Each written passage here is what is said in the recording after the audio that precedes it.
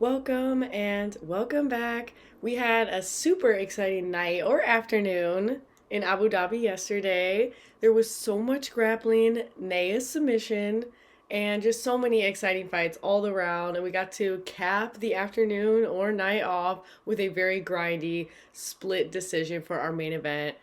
Let's go over all of the fights, give them a little dynamic review, talk about our highs, our lows, and the random fun moments. We started the night off with some athletic heavyweights. Let's go with Marcus Buchecha and Martin Bedet.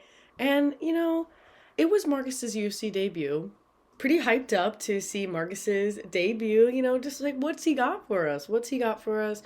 And he didn't have what it took to outdo Martin. It was definitely, I'd say, a bit of a mismatch in terms of skill level, but it's only up from here for Marcus, so that's okay. That's okay. Martin is a huge man, coming in at the heavyweight limit. Shout out, as you do. When you're huge and you have to cut weight to make heavyweight, and he has pretty good takedown defense. He's very athletic, and Marcus kind of, relies a bit on the submission world. He just wasn't putting together a lot of meaningful combinations on the feet, kind of just, doing, it seemed, whatever to try to get on the ground, even when it wasn't working. It worked a few times, but, it kind of gassed him out. That second round, he was able to, Marcus, our debuter, he was able to do a little bit on the ground with Martin, but the tides turned again, and he was looking not fresh in that third round. He was looking. So by that third round, Marcus was looking gassed, and Martin was looking fresh Friday. He was looking fresh Friday, and he was capitalizing definitely on the mistakes that Buchecha was making, and that's how he got the unanimous decision win. Just grinded it out, capitalizing, showing that he's a bit levels ahead, but that's okay. Okay, UFC debut, it doesn't always go as planned. Then we had probably fight of the night, Crazy Town. There's a lot of good bouts, but Stephen Nguyen and Muhammad Yaha for featherweight, that was a record setter. Yeah, you heard me. So, while it did end in a doctor's stoppage, and we don't love that because, we don't love a doctor's stoppage, but, up until then, what a crazy fight. So Muhammad, our UAE warrior, our hometown hero representing, and he represented very well. So right away, Steven in round one clips Mo, and it's a nightmare start, says British John, right? Because he gets knocked down right away, and Steven is pretty much seeing everything, and Steven's hand speed is just whip, whip, whip. Okay, he's whipping, the whip is whipping. Okay, and then another knockdown. And then another. It's knockdown city, can't escape, but, so Muhammad's getting knocked down back and forth, left and right, but he's getting right back up. He's showing his durability. And that first round, it was terrifying. Okay? It was terrifying in the best way possible. I mean, we had 6 knockdowns in the first round. It's crazy. So it's insane that Muhammad was alive. When we were entering the second round, I couldn't believe that we made it here. Just based on the realms of logic, how did we make it here? How is Muhammad alive? And is this going to be, what's going to happen, okay? And to make it even more storybook, in that second round, right away, Mo gets a knockdown of his own. And the crowd is lit up, okay? British John is screaming. He's going, whoa, it's lit up. It's absolutely lit up in that moment. Because you're like, could it be? Could it be? But Steven, he maintains his composure. We had that what if moment for a second. Okay? British John says something so crazy, but so accurate. He says, if you could bottle the courage of Muhammad Yahya, you'd be a millionaire in a week. Because this man, he should have been dead. Okay? But he wasn't. Super, super fast pace. Those first 2 rounds, absolutely crazy. Pace is starting to slow by the second round. And not only that, but Muhammad's eye is looking, Dan Henderson, it's giving time to stop. It's giving doctor stoppage, and that is what it gave, and that is what it received. Okay, so that eye was nasty, nasty business. Not only was it swollen shut, but it looked like it was about to just kind of pop and explode and be free. Apparently, no orbital is actually shattered. Word in later. We got the scoop. So happy that he is okay. But, as a result, Steven gets his first win in the octagon. So both guys were coming in with a losing record. Really, I knew that there was going to be, that edge, right? Like, got to get back in the win column. But Steven gets his first octagon win. You can see he's just so excited. Seems like a really cool guy. Worked really, really hard in there. And when they were asking him, like, did you think that it was over? Because, again, 6 knockdowns, that's a record in a UFC bout. Did you know? Well, now you do. That is a record. So they're asking him, did you know it was going to be, like, or did you think it was going to be over? And he said, the fight's not over till it's over. Right on, Steven. Then we had a bit of a change in tune. Okay, we had a bit of a snoozer. Ibo Aslan versus Billy Elikana, light heavyweight. That one was a bit of snoozy. It was snoozy. The crowd was testy. I mean, we had such an incredible fight right before then. So, the crowd was riding a high there. And we were expecting something really big from 2, big finishers. But got a bit of a stalemate. A bit of an awkward, Orthodox versus Southpaw stalemate. Unexciting. There wasn't much blood, and the crowd didn't like that. They didn't like that, and the opposite stances were really awkward. And both guys just didn't get in there the whole time. Like, it was one of those fights where, like, it was so dull that we had to do some, like, fighter backstory. So we learned that Billy got stabbed. I didn't know this. Billy was stabbed, and that's why he started MMA. Because, like, defend yourself. That is terrifying. He's 19 years old. Okay. Yeah, we get a little Dean Thomas. He says that he did not picture the fight going this way. I don't think many of us did. Because both these guys have a super aggressive style, and neither of them are being aggressive at all. I mean, Ibo especially is, like, very aggressive, and where was that? It was nowhere, and there was no plan B. And by round 3, everyone was so unsettled. Like, there was still no action. We were like, where are the combos? Couldn't get any combos in there. Final moments, the crowd is booing hard. Okay? This was a bit of a stinker. It was a bit of a stinker. I mean, we can understand why it happened, because both guys possess a lot of power, just trying to play the technical game, but yeah, it was a bit of a stinker. And after a very exciting fight right before it, so I think the crowd was, it was a little extra testy. Then we had one of the performances of the night in my mind, Amanda Ribas versus Tabitha Ricci. This was so awesome. Baby Shark. That should be the thumbnail. Because Baby Shark is so cool. Amanda Ribas, so cool. These ladies are amazing. Amanda Ribas has a career in the UFC, both at flyweight and strawweight. This is a strawweight fight. You could see the reach and size difference was pretty significant. Amanda Ribas with the 5-inch reach advantage. Pretty big. And we started out quick and blazing. Okay, I had some theories about this fight, that if it did carry to decision, that it was going to be in the higher significant strikes, like, of all the fights. It's going to be one of the ones that was up there. And round 1, we started blazing. We started blazing as expected, but we're on the ground quite soon, okay? But we're up again quite soon. It's just scrappy. Straw weights. We're down. We're up again soon. We get some moments on the fence. And Ribas in this first round is doing a good job at keeping the range when we're not against the fence.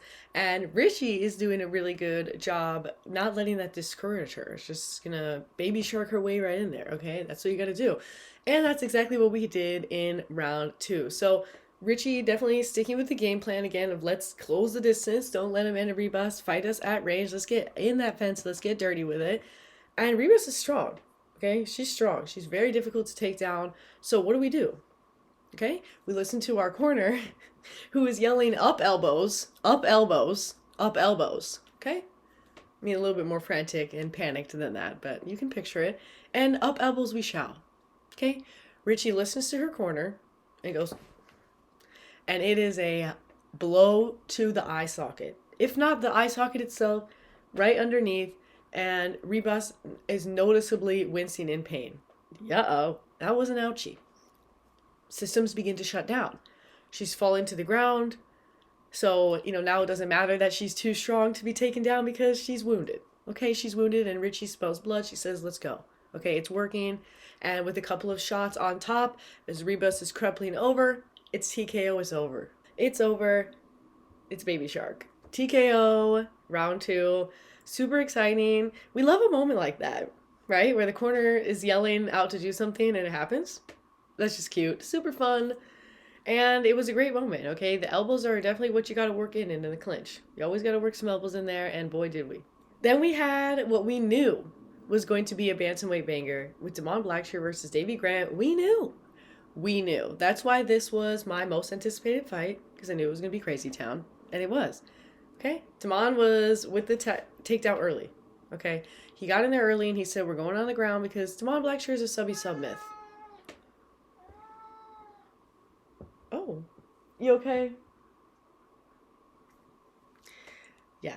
Damon Blackshire is extremely submyth, and Dangerous Davey is very stalky, finishy, touchy, punchy. You know what I mean? So Damon's like, let's get this to the ground. Let me get where I belong. It's very terrifying. I mean, he's choosing not to go for the body triangle as he's working in, trying to find his submissions. It's just some scary stuff. And through this process, okay, of Damon Blackshire on top, usually some scary things happen, and he works his way into cranking Davey's face. Massive pressure. Davey survives. We make it to round two. Round two, we're on the feet now, and it's Davey's world. Okay, when we're on the feet, that's the thing about Dangerous Davey Grant. He's hard to quell, okay? He is a killer in there. He's a killer. He's got a stalker's mind in there. He's stalking his prey. That's what was happening. And he came out looking fresh. Okay, so perhaps Damon, similar to Marcus Bucha in the first fight, maybe, he tired himself out with the grappling, with the face crank. Tired himself out a little bit. Wasn't looking like the fresher fighter in the third round. Ruh-roh. So, or in the second round, but also the third round. Okay, because Blackshire just wasn't answering when it came to what was happening on the feet. So we made it to round three, and Davey is still looking hunty. Because if you know anything about Davey, if you know anything about Davey Grant, his plan is to finish the fight as quickly as he can. He's always looking for the knockout, always. And you could see it in his eyes. Okay, you could see it in his eyes. So we were round three. He's still looking for the finish. The punches are getting a little loopy, but we love to see that chaos, that craziness. He's getting nasty. Okay, and when we get into the pocket, it's getting nasty. Just like this guy. He's being a little nasty. Oh. So we get into the pocket, it gets nasty. Oh. Just like that. And heavy leg kicks. The takedowns just aren't working anymore for Damon Blackshire. Davey's looking hunty, always looking for the finish, and he was working with that mentality for that entire final 2 rounds, and it worked in his favor. And he got the unanimous decision because of it. Okay, because Damon Blackshire didn't have an answer for Dangerous Davey, because many of us do not. He might be 39 years old, but stop that, okay? Stop discounting the olds, because they're dangerous and fresh. And he was so fresh in there. He made it a gritty fight. He made it a gritty goodie. It's so awesome. We love Davey. It's like I said, if there's one thing, win or lose, you can guarantee with Davey Grant is he's going to put on a show, a performance of the night level performance, and he did. Okay? It was sprawl and brawl. Sprawl and brawl. Don't let him take you down. Let's get in the pocket with it, okay? So that was really awesome. And then we had a very terrifying moment with Carlos Leal versus Muslim Salikov, welterweight fight that ended very quickly. It ended very quickly, but we kind of knew that. Because both these guys possess a lot of power. I mean, just a reminder on Muslim Salikov, he's spinny-inny. He's got 6 wins via spin. So he's a spinner. He didn't use his spin techniques this time, but he used his mind's eye, okay? He sees a lot of things. As a spinner, he's got great balance. And yeah, this was crazy. So before things could even really start, right, everyone is coming out pretty aggressive, but Muslim sees it. Carlos can get a little bit reckless with the punches. Muslim see it, and he catches him, right? Little dip and slip. A little, little right hand of the noggin, right on the tempe, and you're outie. Okay, you're outie 9,000, and he was. Carlos Leal went down. He went system shutdown. It was a walk-off KO. Okay, so no need to do anything else. It was over. The King of Kung Fu is on a roll. Okay, so another one of our olds gets a round 1 knockout, his 3rd in a row. That's awesome. That's great. 3rd in a row. He's got 15 round 1 finishes in his life. 41. Okay, and as he corrected Michael Bisping, he's 41 years young, not old. And that leads us to our featured prelim, which was Bryce Mitchell versus Said Nurmagomedov, a bantamweight. So Bryce Mitchell's bantamweight debut. We got a little scared. Okay, we got a little scared in there because round one, Bryce gets dropped. Okay, in the second half of the round, and we're thinking to ourselves, we, guess me, I'm like, uh-oh, maybe this weight cut was like a bad decision. Maybe moving down to a lighter division wasn't the move. Okay, maybe it took a little bit out of the chin. But he survived. Okay, he made it back up. He's pretty tough, right? Definitely tough. Yes, he has been slept by Josh Emmett, but like, that's normal. And okay, anyway.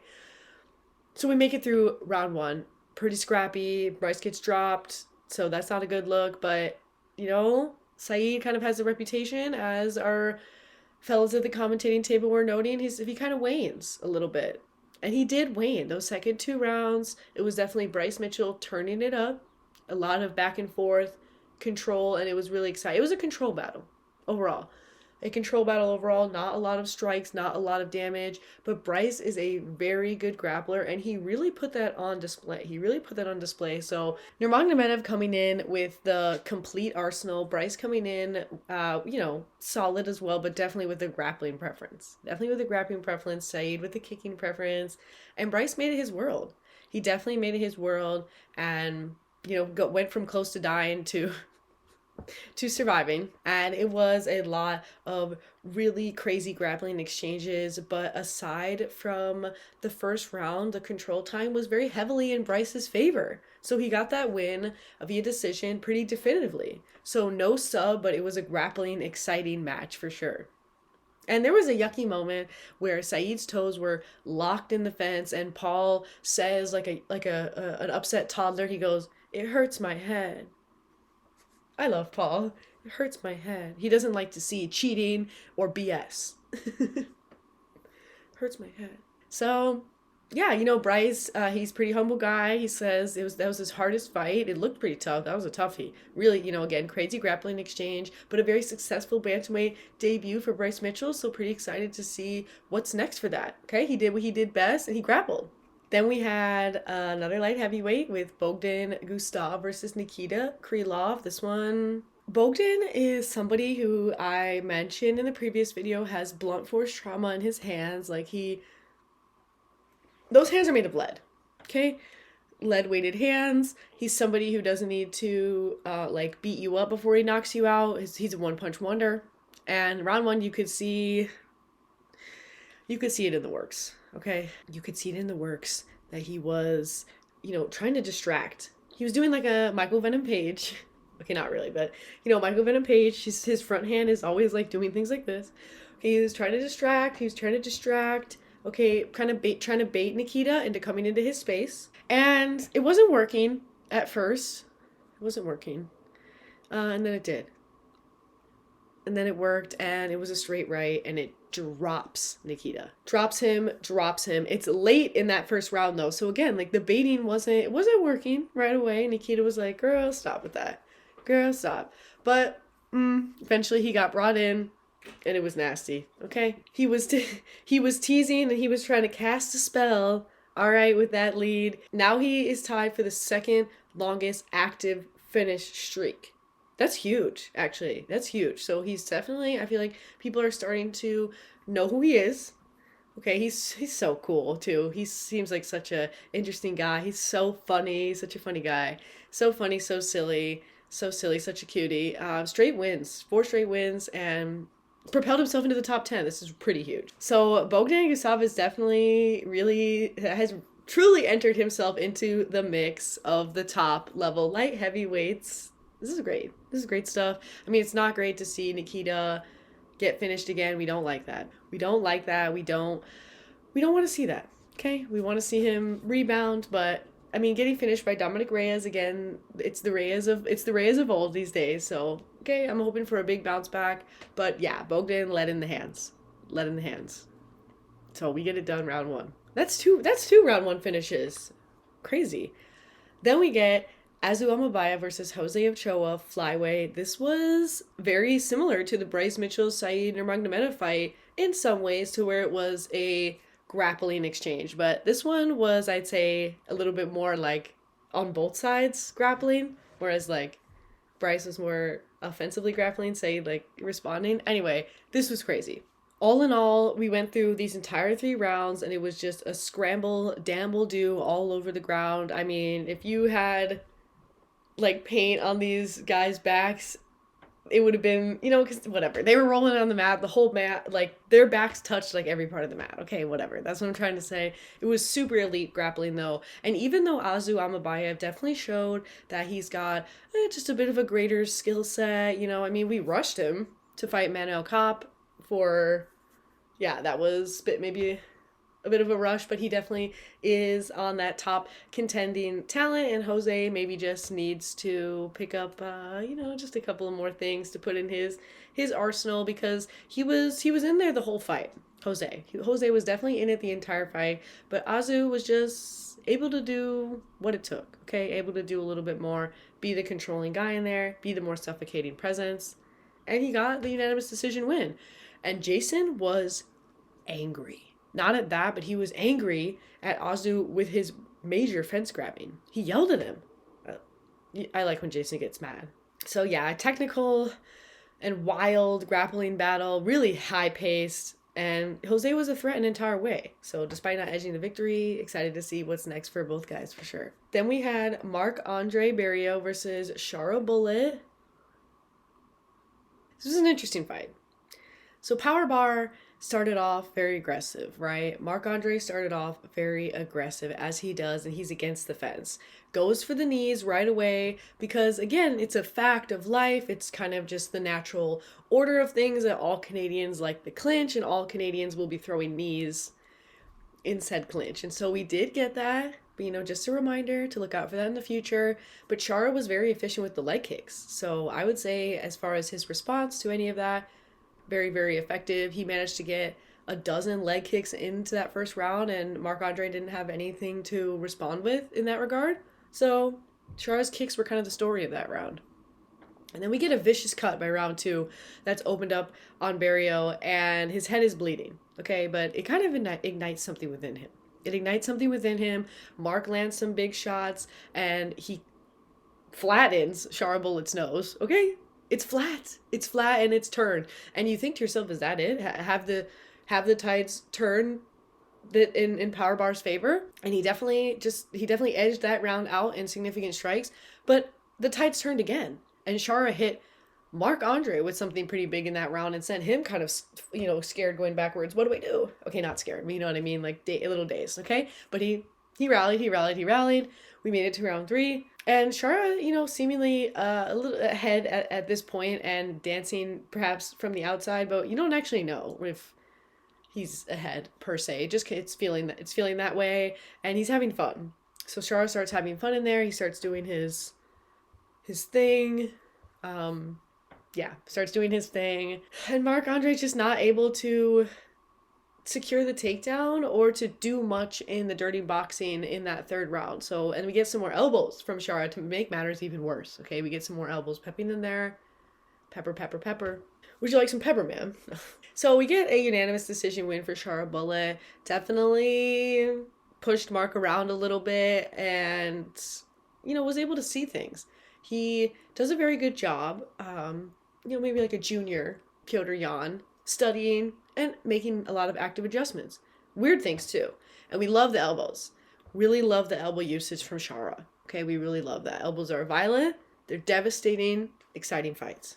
And speaking of Petr Yan, okay, we made it. We made it to Marcus McGee versus Petr Yan. This was probably the fight that I was the most curious about for sure. So, Marcus coming in undefeated in the UFC and just been on a complete tear, but his biggest challenge yet, 100% in Petr Yan. And round 1, you could see McGee trying to get in from the outside, and it's back and forth, but there's a little hesitancy on McGee's side. A little bit of hesitancy, but a very competitive first round. Not super high on the significant strikes, but definitely very active. We were active. Round 2, it's getting gritty. Okay, it's getting gritty, it's getting testy. Both men are definitely having their moments, but McGee gets split open. it gets split open. Still really even in the strikes. Very athletic, very fast paced. It's exciting. We get to round 3 and we see Jan do what Jan does best. He's so good at turning it on for the 3rd round, like really making the 3rd round where he puts out his fastest 3rd or 5th. Okay, depending, right? Okay, it's where he puts out his best work a lot of times, especially in those 3-round fights. I feel he really goes after it, and at that point he's done a lot of like data downloading, you know, that's the stereotype, little supercomputer, and so he did a lot of data downloading, and he essentially had figured out a lot of what Marcus was looking for, and so he made himself the winner of that round. But that was a close one. It was a close one in terms of the significant strikes and the competitiveness. So Jan was definitely ahead of Marcus, and he made the fight his overall for that 29-28 decision. But the strikes were even in round 2. They were locked in, 36-36. McGee had the slight edge in the first round, and Piotr had the slight edge in the last round. That was a really awesome fight. It was pretty cool to see Marcus McGee. You know, he didn't get the win, but he showed a lot of skill in there. He showed a lot of skill, and he was able to hang out with one of the baddies. That leads us to the main event. An all-out war. An all-out splitty war between Bobby Knuckles and Fred Jones. I mean, Robert Whittaker and Reiner de Ritter. Round 1, you know, we know the game plan, okay? The game plan for Reiner de Ritter is let's get Bobby to the ground as quickly as we can, and he was trying to do that, and Bobby was not letting it happen. He was, girl, stop. Looking to disrupt, he said, don't do this. Okay, don't do this to me. There was a long moment where they were like hugging each other, Bobby with the titty grab, and yeah. Round 2, we make it to Bobby standing on business and defending 5 takedowns. Okay? He's like just pushing, sprawling as much as he can, but eventually one makes its way in there. Okay? RDR gets a takedown. He gets a takedown, but there's not too much threat going on there. Not a lot of the round left to work with some things. Then, round 3, RDR gets a combo in early, okay? And he hits Rob with a knee, and it actually stumbles him. We love those Dutch knees. Hey, girl. But Bob bounces back, and he's laying it on RDR, okay, after dropping him right back. So it is like, this is so exciting. This is so exciting. We get a revenge moment. We love a revenge moment in a fight. Yeah, revenge, back against the fence, and then we get RDR on top on the ground after a little bit of fence moment. Bobby had more, threw in some more strikes, but RDR able to make some things happen against the fence and outdoing it with the strikes just a little bit, just a tiny bit, just by a handful, okay? We make it to our round 4, and it's a little slower. It's a little sweaty, but it was still action-packed. It's getting a little bit, it's hard to, especially during that revenge moment where both of them had each other hurt. It was like, do we want to pour it on? Okay, so his pace is slowed a little bit. We're sweaty, but we're active. We're sweaty, we're active. That's the exact theme that we kept into the 5th round as well. So, the significant strikes slightly waned just like a little bit in those last 2 rounds, but those men gave it their all until the end. They gave it their all. They were both trying to finish on a high, right? Get their moment. And that was a tough one. That was a tough one. That was a back and forthy. And, lo and behold, we get a 48-47 split decision. It was that back and forthy. It was splitty. So RDR still undefeated in the UFC and just took out number 5. So RDR just took out number 5. So in some respects, does that land him into the conversation for a shot at whoever wins between Dricus and Hamzat? Perhaps. Okay, perhaps. But if Kyle Burrell and Nasruddin Imavov, if they the winner of that puts on a more shining star performance, they're probably going to be ahead in the line, especially with the splitty. So it was an incredible fight. It was very, very cool, very, very awesome, super exciting, but wasn't exactly a dominant, definitive win, right? Incredible, though. A lot of really great moments. It was a great night of fights, and we made history. We're still having historical moments all the time in the UFC. We broke the record for the most knockdowns in a fight. That's really, really cool. That's super, super fun. And, Stephen Wynn and Muhammad Yaha, that was quite the show. So many great fights, so many great moments. I think my favorite moment has got to be Baby Shark, because that was just pretty cool. Pretty cool. You know, sometimes the game plan is what you got to go with. Great night. What was your favorite moment? What was your favorite fight? Let me know who you think RDR should fight next, who you think Whittaker should fight next. You know, what do we think about Jan? I think it makes a lot of sense for him to be next for another title shot. Okay, right? Like, what does he have to do? Okay, what does he have to do to get back there? He's been doing good. Yeah, let me know whatever else. Here's our song of the night. Always. And that's all I got. Peace out.